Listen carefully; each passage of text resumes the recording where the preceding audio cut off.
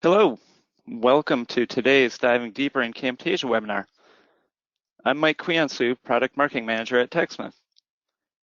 Over the next 45 minutes or so, we'll explore how to better manage and navigate your video projects, as well as expose advanced timeline features to make your video editing process more efficient. Today, we're going to be using Camtasia 2020 on Windows. However, older versions and Mac are okay. We'll do our best to call out any differences that you may see on the screen with what we're demoing. And with the advances of Camtasia 2020, some of the more powerful features may only be available in 2020. If that is true, we will be sure to call it out. We do have a little bit of housekeeping to address before we dive into this webinar, though. With that being said, I now want to turn things over to the star of the show, Jason Valad. Hello, Jason. Hey, Mike. I don't know about star of the show, but I'm certainly happy to be here and walk through this deeper dive with you folks. Jason's being modest. He is a star, and everyone, you're lucky to get to experience it today because in addition to being an instructional designer at TechSmith and an ATD master trainer, Jason possesses a wealth of Camtasia knowledge. So if you're ready to share some of that, Jason, let's get started with the poll. So the way this webinar is going to work is I have an existing project sitting here in my editor, Camtasia 2020 on Windows. And we want to go over a lot of the functionality of the timeline. Not everything, but a lot. Maybe some things you may have already known about, maybe something you're discovering for the first time, or a combination of different tool sets to get you up and running. Before I start any of these, I do want to draw your attention to one major thing, and that is if you go into the Edit menu at the top of your screen and drop down to Preferences. In the Preferences menu, there is a Shortcut tab across the top. And underneath the shortcuts, there are two timeline-specific menus, one for timeline editing and one for timeline navigation. Every one of these shortcuts are customizable.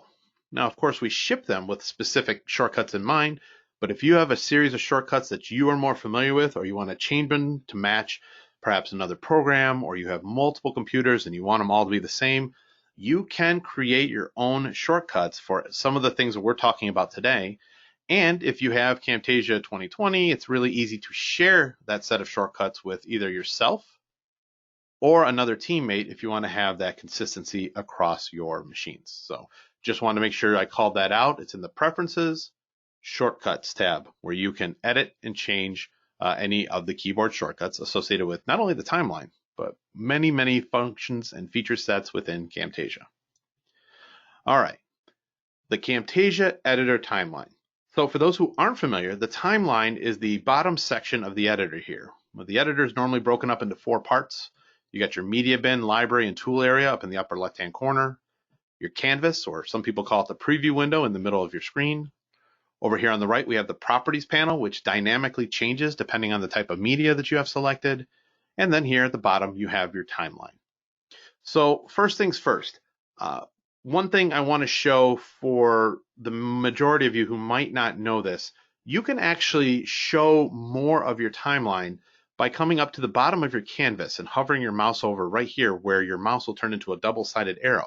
If I click and drag my canvas up, I can expose more tracks on my timeline. So in my situation, I currently have a 6-track setup where tracks 1 through 5 have various types of media on them. And track 6, I've renamed. Yep, you can do that, and I'll show you how to do that in a second.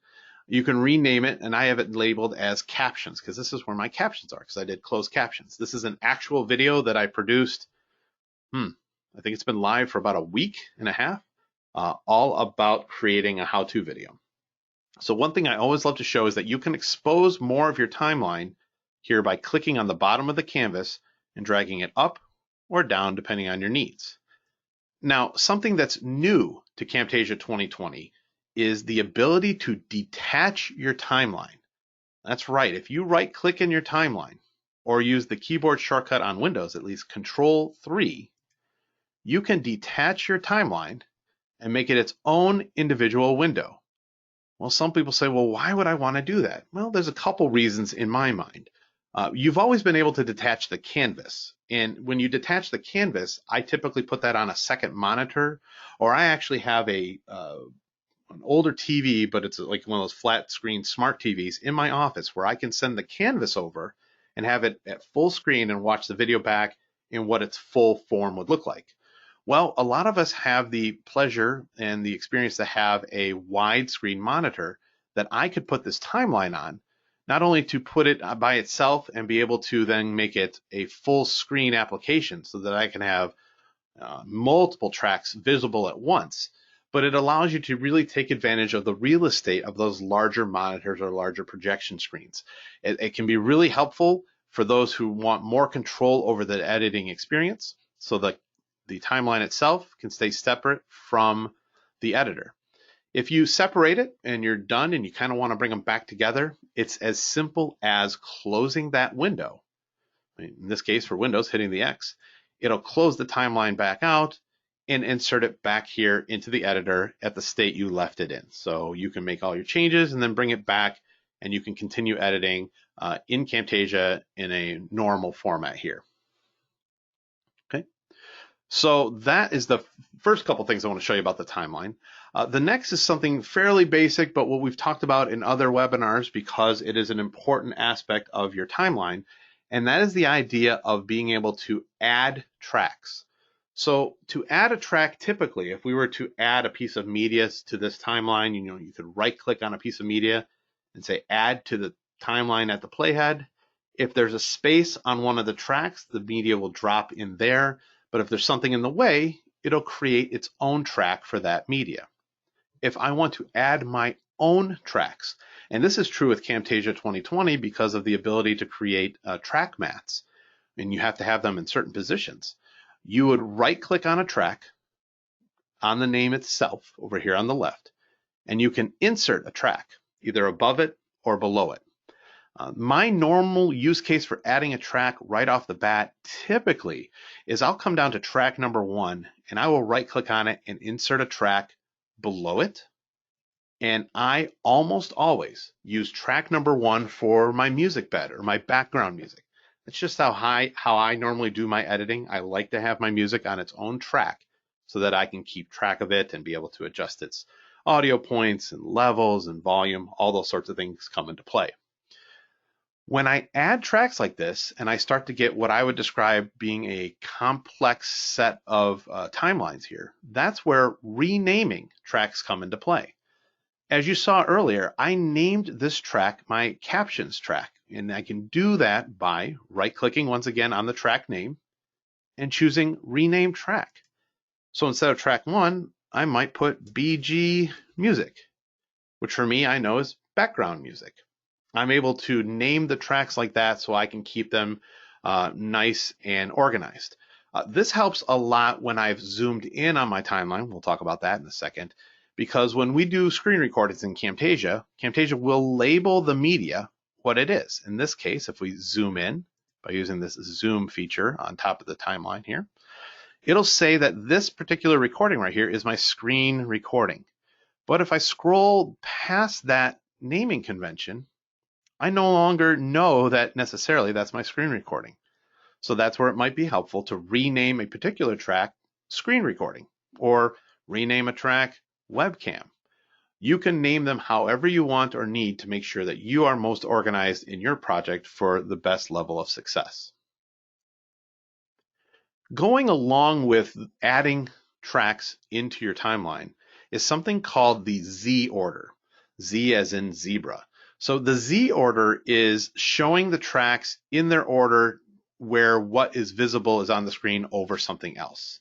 For example, I have right here at the, let's see, it's the minute and 20 second mark or minute 18 mark here. I have my screen recording visible here on the in the canvas. This is what's playing on my video. But when I advance the playhead, I have this group that's sitting above it. This is a call out where I've added behavior and some text. Because this group is sitting above my screen recording in the Z order, like the Z axis order of the timeline, it is visible. If I took this group and dragged it below my screen recording, it's still there. In fact, I can see its outline sitting there behind my screen recording. But because the screen recording is higher in the Z order, it's in front of that group. In fact, if I move my recording out of the way, there is that callout, that clean up your desktop callout. Yet if I need it to be visible, I would bring it back up above so that it's on top of or higher in the Z order than my screen recording. It's a kind of simple, basic concept, but something a lot of people might miss. So I can see where things are stacked on my video here. In fact, later on, I have a series of callouts that are stacked on top of each other across multiple tracks. And we'll get to that a little later to show you what that looks like in terms of Z order. So let's talk a couple of tool sets at once, and a lot of them are going to revolve around this. This is the playhead inside the Camtasia editor. This tool ends up being a lot more powerful than people give it credit for.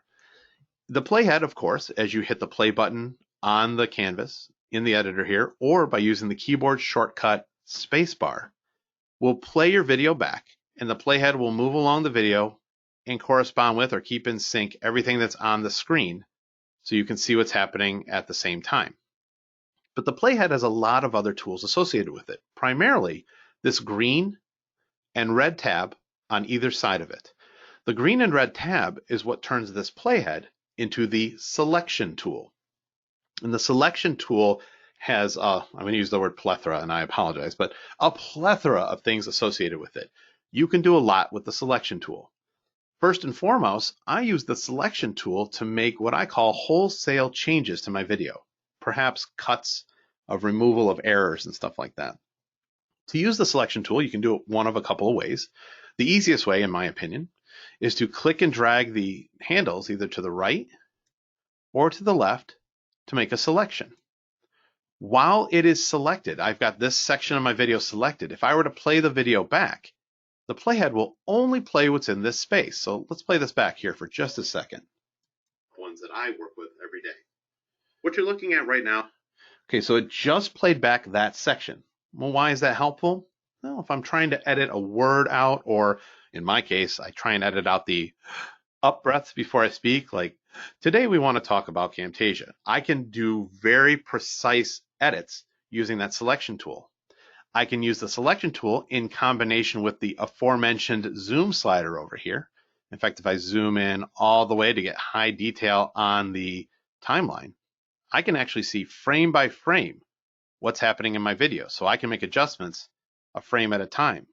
That could be helpful for removing like cough noises or mouth noises or any kind of finite surgical cut I want to make.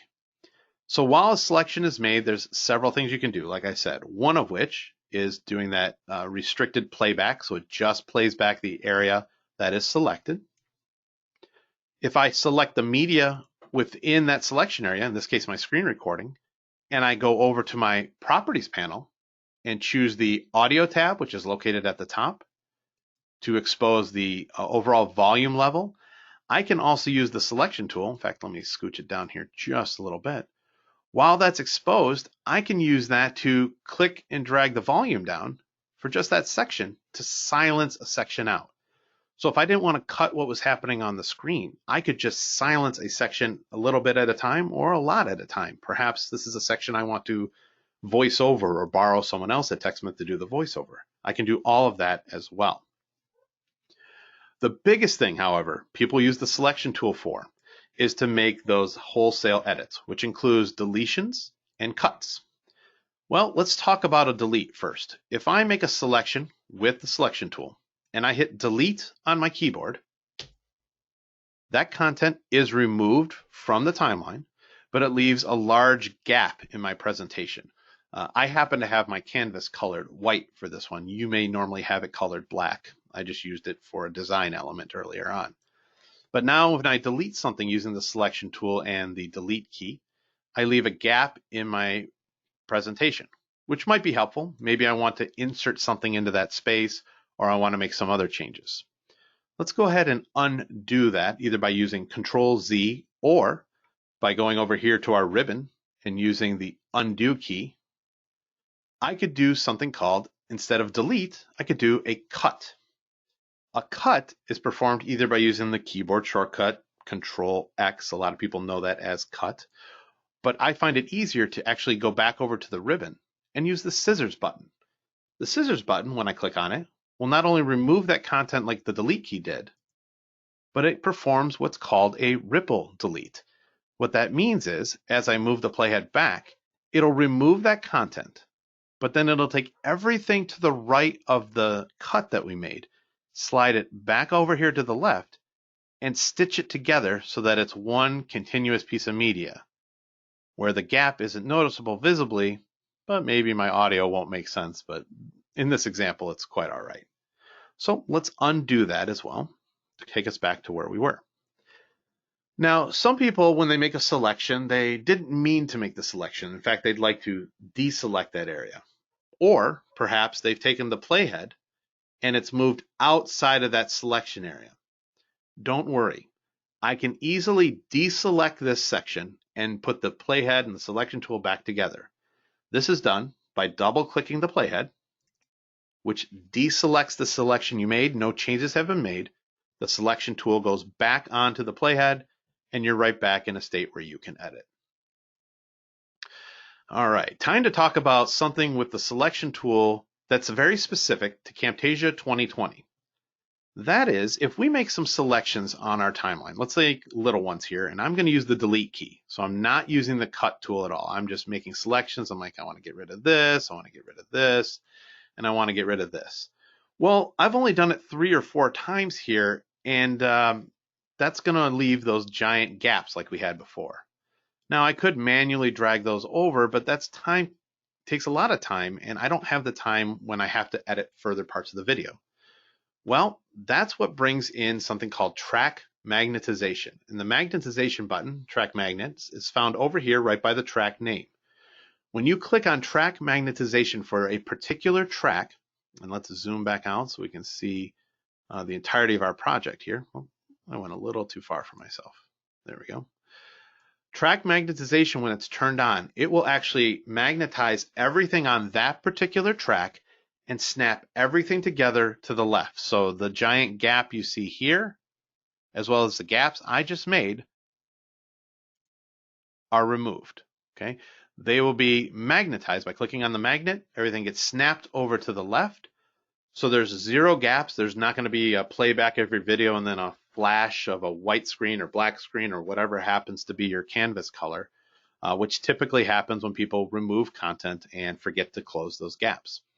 So you'll know a track is magnetized because the magnet icon will be lit up here on the left, as well as this chevron pattern located on the right to show you that the track was magnetized. Now, one thing to note with track magnetization is it only magnifies this track. So everything else in your project stays in the exact same place. So if you had things timed up to that track, that will affect that sort of playback. It won't be lined up the way it was. So let me undo here back to the state we were in where we didn't have those gaps. My suggestion to people when they're using track magnetization is to use it when they're doing their first initial screen recording where they're making their cuts and there's only one track of media to work with at a time. It'll allow you to snap those things together and remove those gaps. Now, I could use track magnetization or any kind of manipulation of the tracks and not affect other ones. And I want to show what that looks like over here on the left as well. So at the track name on the far left, we've seen what track magnetization can do. Let's talk about the other 2 icons that are sitting there. The top one, which looks like an eyeball, is called Disable Track. And I actually have my caption track currently disabled.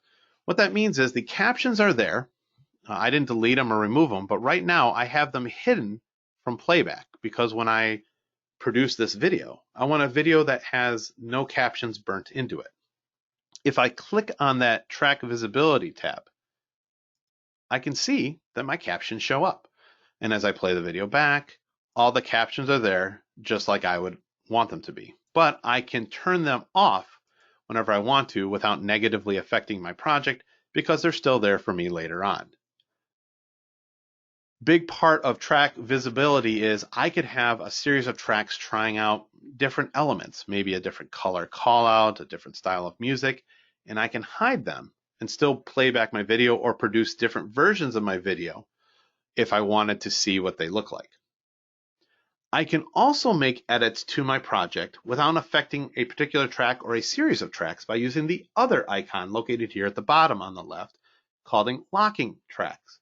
So if I have a track here, which in this case is a music track, and I have it exactly the way I want, I don't want to change it at all, it's set and I don't want to mess it up at all, I can lock the track, which doesn't allow me to make any changes to it as it's locked. I can't cut things accidentally. But if I play my video back, the music will be involved in it still. So let's play this back. You should still hear music. So tell me if this sounds familiar. You've written up instructions for your students. So kind of hear that background music. So I can still see how that music plays in with my video, but I can make changes to the video without worrying about whether or not it's going to affect that background music. So I've used these in conjunction with each other. I'll lock several tracks, maybe hide one, maybe magnetize one. It's the way to be able to access specific parts of your video without affecting other parts that you want to leave locked down. Now, one thing we're not going to get into in this particular webinar, but still has something to do with these icons, is with Camtasia 2020, we've included an extremely powerful and flexible tool called track mats. And those are accessible by going to the visibility button and right-clicking on it to expose the track mat mode. We won't go over that today, and there is a link on the document that Mike mentioned earlier, linked to a playlist that we've created called the Camtasia Insider series. It's on YouTube, that can teach you everything you want to know about track mats, and we are constantly adding to that. All right, so I'm going to pause here for just a second, Mike, and take a sip of water. That's what I wanted to cover for the basics before we get even deeper into timeline functionality using the selection tool and other kind of fun things. So have there been any questions that have come in so far that I could address while we're live here in the webinar? Yeah, Jason, we have a couple of quick, potentially clarification questions for you. So Steve was wondering, when you hide or mute those tracks and then you export your project, will that track's content also be suppressed in the MP4 video? Yes, it will. So that's a great point. So in my example here, I have my video with my track visibility for my captions turned off. So if I produce this video outside of Camtasia, the video will be in its completed form. It will just be missing those burnt in captions sitting here on the screen. The same way if I left that hidden and then I came down to another track and hid, say, well, let's hide my introductory track, and I have my captions turned on. If I produce this video, the way it appears on my canvas right now is exactly the way it'll show up outside Camtasia. So the point being is, if you produce your video and it's exactly the way you want it as visible on the canvas, that's what your MP4 will look like. That's what allows you to iterate and create those multiple versions of a video by using one as a standard starting point. So good question, Steve. Thank you. Great. And another one here, Renoy wanted to know, what if we want to delete part of a video in a particular track? So you're only removing a section from a specific track. Yeah, so what you would do for that, that's a great question. Happens often for me. So if we were, let's just start this. If I were to use my selection tool and I made a selection from this point to this point in my video and said hit delete, what I want you to notice is tracks caption through track 1 down here are all part of the selection tool. If I hit delete, it removes everything in that section except for the tracks that aren't visible, right? So it has deleted everything in there. So I maybe only had wanted, we'll just undo that, to delete this stuff on track 4. The way I typically do it is there's a couple ways. I could either split just this piece of media and delete it by using the hotkey of S. But if I wanted to use the selection tool, I would probably resort to locking the other tracks that I did not want to affect.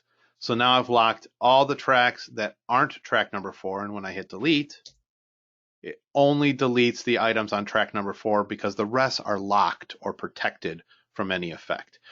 Easy to do when you have only a couple tracks, a little bit more tedious to do when you have, say, 15, 20 or more tracks. And I have seen projects like that, and I think I topped out at 33 tracks one time. That was long before we could group things together. But yeah, that's one thing to know. If you don't want to affect other tracks when you're moving, creating deletion points or removing things, lock the tracks you do not want to affect, and you should be just fine. Thanks, Jason. You bet. And one final one here that is a little bit of an opportunity for you to maybe explain something, but it came in as a form of a question from Jennifer. Does extend frame only work if you separate audio and video? And I think what would maybe be helpful is if you could explain to people that don't know what extend frame is Mm-hmm. and why you might want to use that. Sure. So that'll lead into the next section of the webinar today. So great job with the timing of that question, Jennifer. So for example, let's start back with a couple of tips that I want to use that are going to incorporate Jennifer's question. There's often a need when you've made a video to create a gap for either new media or to extend a frame, which we'll talk about in a sec, here in the middle of a project. Now, I need to look at my entire project as a whole. So let me show you a quick pro tip. Here on the zoom slider, which I've already used a few times in the webinar, there is a magnifying glass here on the left. If you click on the magnifying glass, it brings the entirety of your project into a viewable area. So this video is 9 minutes and 20 seconds long. And I can see everything from the beginning over here on the left all the way to the end. And the reason I want to show this is I think right here, I want to create a gap. And the reason I want to create a gap is I need this part of my screen that's got this contextual menu here on screen longer than I had recorded it for. So let's play this video back for just a second and see when I stop showing that on my screen. Choose View and then click Show Desktop Icons. Okay, so right about there is where I need it to stay on the screen, except I need to go back a little bit. This is where some timeline navigation comes into play as well. You can always zoom in on your timeline and make adjustments, sliding the playhead from the left to the right, or I can use my keyboard for real common movements. For example, if you look at your keyboard to the right of the M key, there should be a comma and a period, but above it is your greater than, less than arrows. Well, you can use those greater than, less than arrows to move your playhead one frame at a time, forward or backwards. So if I want to back mine up just a little bit, I'm going to hit my comma or my less than key until I break right back there. So this is where it stopped showing up. This is the last frame it was available on. Okay, so I have that ready for me on my screen as I needed it. Now to create that gap so that we can get to Jennifer's question, I have my playhead exactly where I want. This is kind of a hidden pro tip, but it's probably one I use in every video I've made. If you hold your Shift key on your keyboard and click and drag your playhead to the right, I can create a gap on my timeline. But not only am I creating this gap, but I have kept everything to the right that I've worked so hard on for timing and positioning. Everything stays in sync by using that click with the Shift key and dragging the playhead to the right. Super, super powerful, excellent, helpful tip. You'll use it quite often. So the question that Jennifer then asked was, if you want to extend a frame, which in this case is where I want to keep my frame on the screen, I can do that by bringing my playhead over to where I want it to be. In this case, I'm going to zoom in just a little bit, and I'm going to use the less than greater than on my keyboard to bring the playhead back right to the frame that I want it to stay at, which is this one. I can extend the frame of this recording by right-clicking and either choosing Extend Frame, using the keyboard shortcut Shift-E, or my favorite way actually is by hovering over it, over the end by using the Alt key, and it changes the cursor to this Extend Frame option. and then clicking and dragging it to the right as long as I need it here on my screen. And now that I've already extended it, I've created an extension of that individual frame. This allows it to stay frozen on the screen and maybe allows me to add some other context on the screen, perhaps voicing that section over. Now, why this goes to your question, Jennifer, is because this was my screen recording that has both my screen recording and my voice baked into it. It leaves the audio behind and just extends that single visible frame. Okay, so the video will stop. Well, video will continue to play, but my voice will stop wherever I made that extension. Their desktop. Let's go further up here. And then click Show Desktop Icons.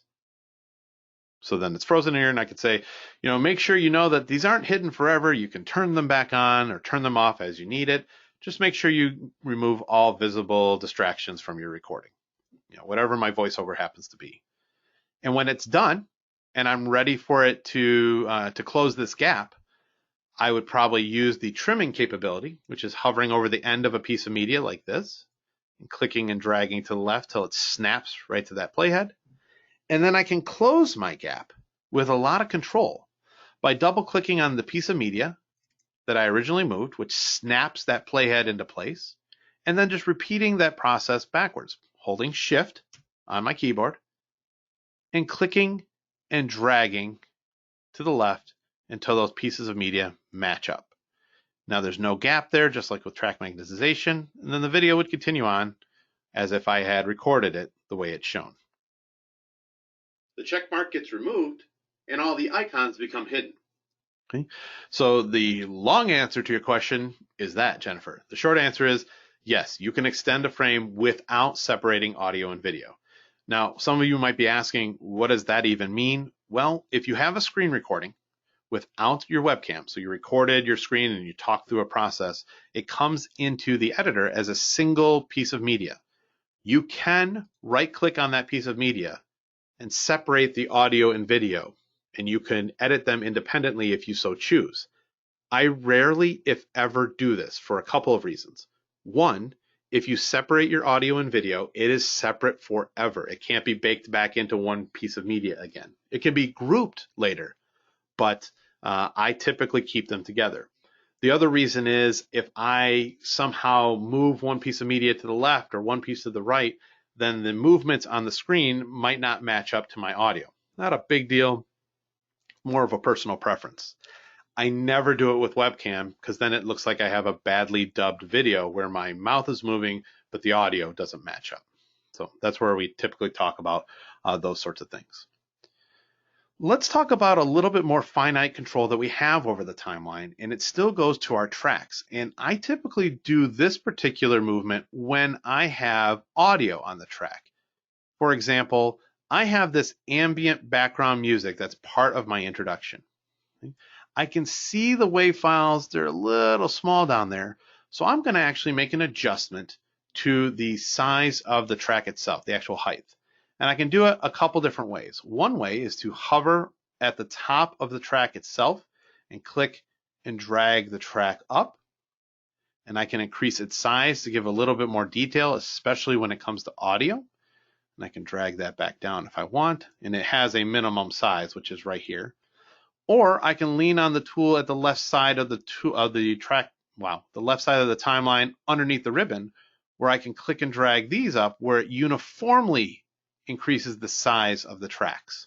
This would come into play more often than not, I think, when you'd have your timeline detached, because if we detach that timeline and I have it in a full screen mode, it's really helpful to see those in great detail if I want by using that slider and seeing everything at once with all that high level of detail depending on how I want to edit. So there is a lot of flexibility in the timeline with some of the tools either located in contextual menus, which are the right-click menus, or in the ribbon itself. All right, let's talk about a couple of things. So we've talked about making size changes, the selection tool. We've definitely talked about shifting and moving all the tracks, the magnifying glass, sorts of things like that. All right, a couple of really powerful tools with the selection tool that I use often as well. I tend to record my introductions to my videos first, and then like to share that section out with people to get their feedback. Well, there's a really easy way to do that, and that's by leaning on the selection tool. So if I click and drag my selection tool, let's say only over that intro section. So I'm going to end it where I stop talking and I fall off the screen here. I can produce just this section of my video without having to render out that whole 9-minute presentation. So right now I'm only going to render out, I don't know, 40 seconds or so. Once I have a selection made with the selection tool, I can right click in this area and I can do a few things. One, I can produce the timeline selection as, which will bring up our production wizard, where I can produce it as an MP4. I can share it to local drives. Heck, I can even send it up to cloud destinations at this point. This is really helpful for testing out different methods of your video, different intros, different music, seeing how an animation plays back on a big screen, making those selections and producing that selection as is very helpful as well. I can also take a selection with the selection tool, no matter the size, and I can right click and add that selection directly to my library. So if I have an intro sequence that I'm going to repeat, or I have an animation, just the visual that wants to be repeated exactly the way it is, I can right click on the selection and choose add timeline selection to library, and I can add it right in the library. It'll group everything together and put it in the library that I want, and I can choose its size parameters and everything from there as well. Speaking of adding things to your library, I can also do it without using the selection tool by right clicking on the media. So if I wanted to keep this intro right here that's already on my timeline, I can right click it and choose add to library, which allows me to send just that piece of media to my library because maybe I just want to have it repeatable, which is great for consistent video usage. I can also do something very unique and specific to Camtasia 2020. We included something called templates, and we will tell you all about those in other webinars, as well as on that list, the document that Mike shared earlier on that's also in your GoToWebinar interface. But you can convert any piece of media that's on your timeline into a placeholder by right-clicking on it and choosing Convert to Placeholder. That allows you to have it as a placeholder with guidance. You can write notes in it so that when you come back to the video, you can kind of teach yourself and guide yourself as to what you wanted to go in that place. Or if you share that template or project out with someone else on your team who's getting ready to make a video, you can provide guidance by using those placeholders as well. Mike, I actually have fun talking about the timeline, so I know my voice is starting to get shot. So at this point, I'm going to take another quick break for a drink because we're actually getting near end of time. And I'd love to visit with you and anyone in the group that maybe has additional questions or something I kind of glossed over or anything associated with the timeline that we haven't hit so far. Great, Jason. A lot of good questions and good comments too. So one question that came up, Joe was hoping maybe you could touch on marking on the timeline or markers. Yes, let's do that. Thank you for asking that, Joe. So there's a couple of features on the timeline that I don't talk about that often, but they are crucial for different types of videos you might be making. One is, well, they're both found underneath this drop-down caret here on the left-hand side. One is the quizzing timeline, which we're not going to talk about quizzing today. But the other option you have is the marker timeline. So the marker on your timeline creates this little spot at the top with a blue plus button where I can drag it along and click on my timeline and add a marker. I can also add markers to individual pieces of media. Well, you're like, great, Jason, what's a marker for? Well, I'm glad you asked. Markers can be used for a couple different reasons. One way is to just label sections of your video. Like I could put a marker here by clicking on it. It's called marker 1, and then it shows the ability to rename the marker in the properties panel. I might just call this intro. Okay, so I've added a marker. Let's add this next marker here, and we'll call this one section 1 cleanup, or whatever happens to be in the video. Okay, I can add multiple markers throughout my video that allow the project to show me exactly where things are happening on the screen. So it's a great guide for me. Or if I want to use any of the Camtasia interactivity pieces, for example, you have the ability to add interactive hotspots on your screen where I can make parts of the screen clickable. And one of the options of an interactive hotspot is to have your video jump to a specific marker. So you can have a marker over here in the properties panel, and it'll list all the markers as I add them to the project. So if I want to say, oh, for example, I made a video a few years back on teaching people how to utilize Google Drive for sharing videos. And I did it for the desktop version and I did it for the mobile version. But I put a marker right at the point of the video where I was going to talk about the mobile version. So at the beginning, I said, hey, if you're only going to do this from a mobile device, click here and learn how to do it from the mobile device. And it skipped the entire section of using the PC or the desktop and went right to the relevant content to them. Also, markers are extremely helpful if you're creating a video where you want to have a table of contents. So you can export a video and the markers themselves will create a time-stamped table of contents that are also searchable and clickable by using the TechSmith Smart Player as part of the interactive features in Camtasia. So markers, very, very powerful on the timeline themselves. You can also add markers, as I showed, to different pieces of media while that marker track is exposed, and those markers stay with that content. So if I close this marker track up here on the left, and I have a marker attached to the screen recording, if I move the screen recording anywhere, the marker will go with it. So I don't lose that functionality. I can click this around, I can drag it around, and the marker stays exactly where it was. So if you have something that's specific to a piece of media, you have that control as well. So great question. What else you got, Mike? So we've got I think people have been paying attention to your project that you're working on here, Jason, and we Yeah. have a question more about the canvas than the timeline. Anne was wondering, how did you create that white canvas? Yeah, so there is the easiest way to manipulate properties of your canvas. You can actually right click on the canvas itself and go to the project settings. But I find the easiest way is to go to the drop down menu at the top of the canvas here, usually where you see the visual percentage of what's available to be seen on your canvas. And you click on that and go to project settings here at the bottom. This is what shows your dimensions. So we always produce our videos at 720, but we record larger. But the option for the color is right here. And it's the entirety of the color wheel, right? You can put in any hex code, any RGB code. You can even use the eyedropper tool to grab another color. If you have themes, color themes built into Camtasia, you can access those as well. Be aware that if you set your canvas color, that is the color for the entirety of that project.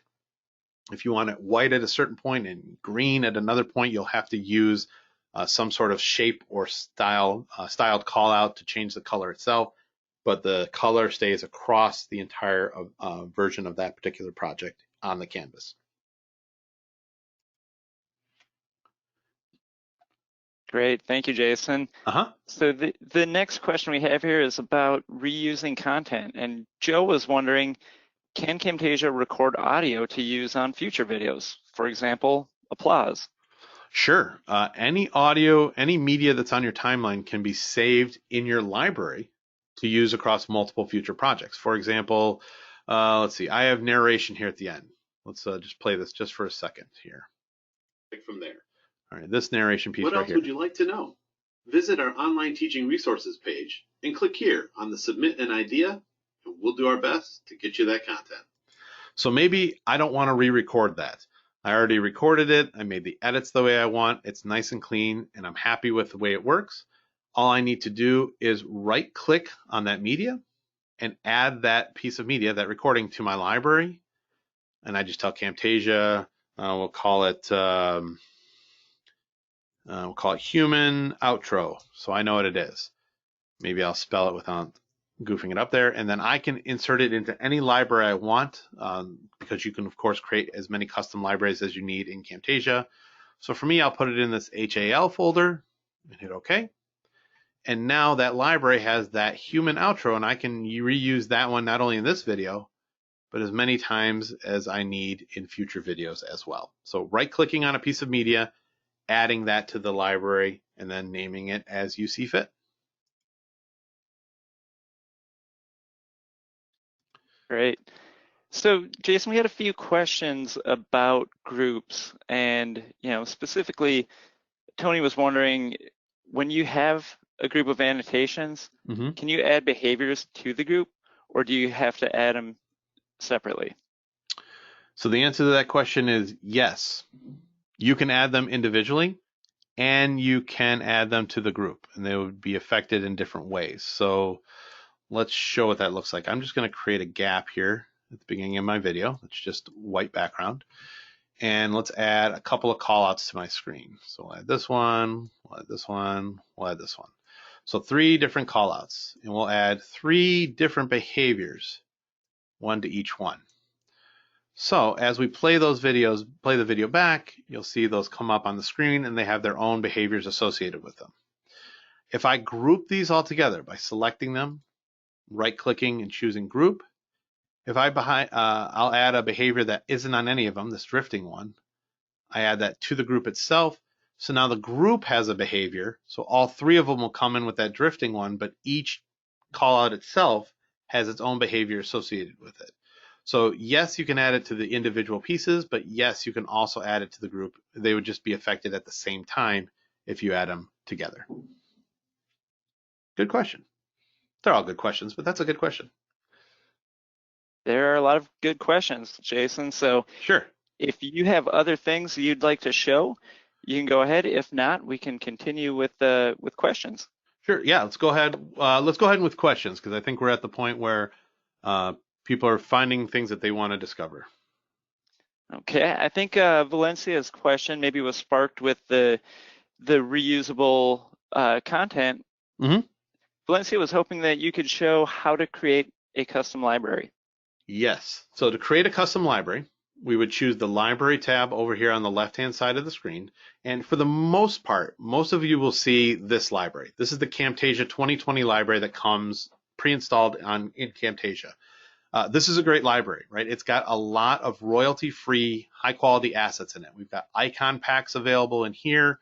We also have animated intros that are customizable, animated lower thirds that are customizable, some high-quality motion backgrounds to add a little bit more polish to your videos right off the bat, as well as royalty-free music tracks and outros. However, sometimes you want to create a library that's specific to a project you're working on. To do this, you use the drop-down menu here at the top, and you can choose Create New Library towards the bottom.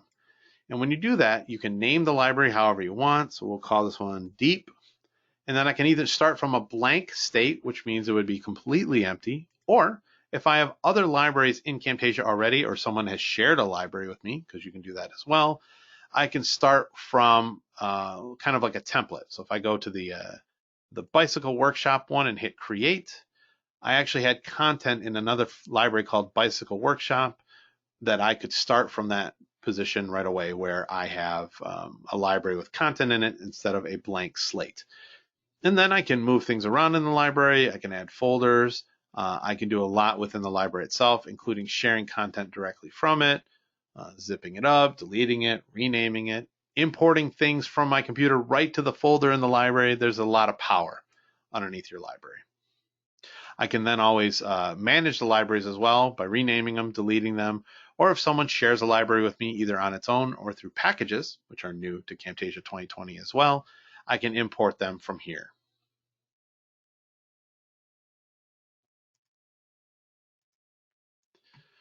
All right. All right, I think we have time for one more Okay. question. And this is one I think you covered earlier, but probably a best practice to maybe reinforce. Tony was wondering, to edit audio on the timeline, would it have to be when he's not using the webcam?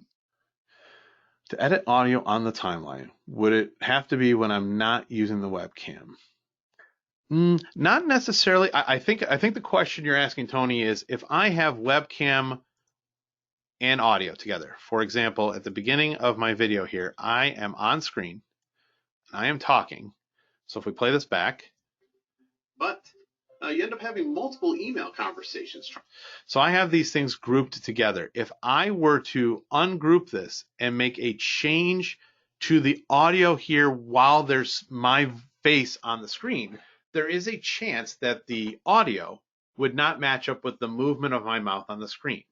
So editing audio without webcam is simple. I simply make the changes that I want and then line up the audio however I need on my screen recording.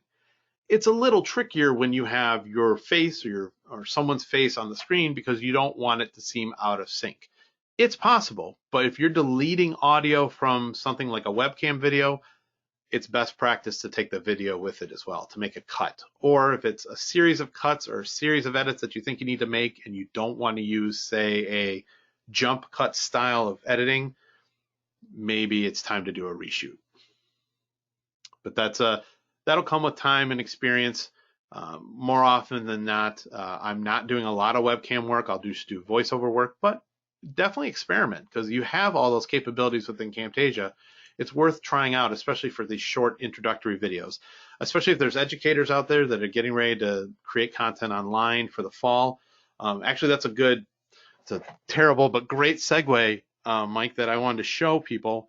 And this is included in the document that is in the handout that Mike mentioned earlier. There's actually a website that we have that we created here at TechSmith that we're constantly updating called the Resources Education page. These videos are made on the regular where we're addressing concerns and desired learning states for people that are going into more of a remote learning, a remote teaching section, as well as doing it remotely for work. All of them center around Camtasia and something. So if you want to make your first how-to video, we've got a video on that. If you want to learn how to do a check-in video, we've got content on that. So this web page is also included in that document, and we are updating it on a regular basis. So I just wanted to kind of call attention to that we have resources available, not to mention all of our tutorials, all of our upcoming webinars. But I'll hand it back to you, Mike, because I think you're going to close this up talking about that. But one more question, this one comes up often, I'll take it. Ken's asking, what microphone am I using in my videos? So the microphone that I have on my desk right now, I'll just turn on my webcam here for just a second. This is the camera. I'm looking at the wrong camera. So the microphone I'm using is this one. It's the Audio Technica 2020 USB. Been using it for years. It works well for me. I have it set up the way I want. But the best microphone that you can use is the one that you have available to you. If you have a USB-based microphone, that's great. If you don't, use the one that you have available. Don't let perfection be the enemy of done. I always want to say that. So, Mike, let me hand it back to you as we wrap up our webinar today.